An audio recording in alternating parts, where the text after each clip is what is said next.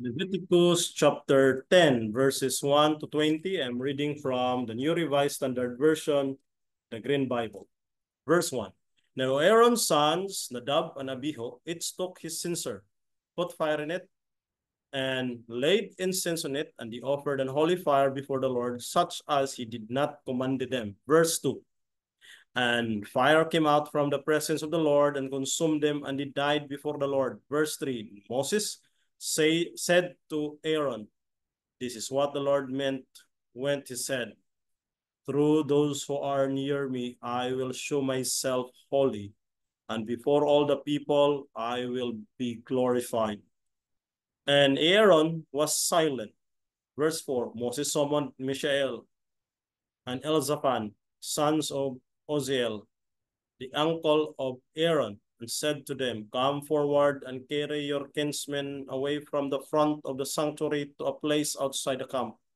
Verse 5, they came forward and carried them by their tunics out of the camp as Moses had ordered.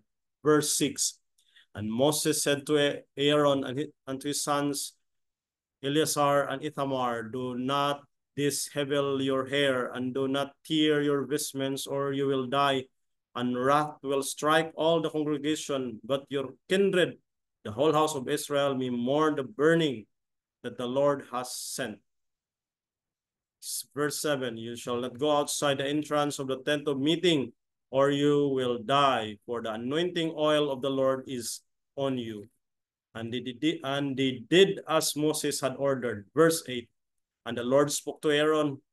Verse 9, drink no wine or strong drink, neither you nor your sons when you enter the tent of meeting, that you may not die.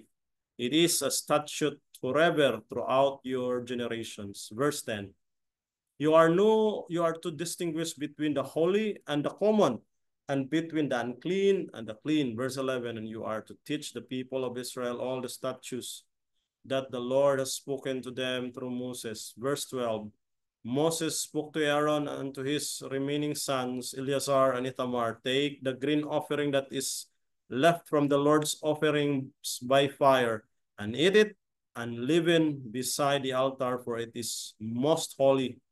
Verse 13, you shall eat it in a holy place, because it is your due and your son's due from the offerings by fire to the Lord, for so I am commanded. Verse 14, but the breast that is elevated and the thigh that is raised, you and your sons and daughters as well may eat in any clean place, for they have been assigned to you and your children from the sacrifices of the offering of well-being of the people of Israel.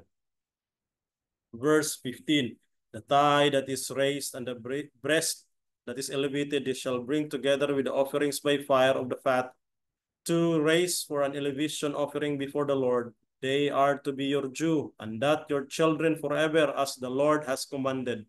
Verse 16, then Moses made inquiry about the goat and the sin offering, and it had already been burned. He was angry with Eleazar and Ithamar, Aaron's sons, remaining sons, and said, verse 17, why did you not eat the sin offering in the sacred area?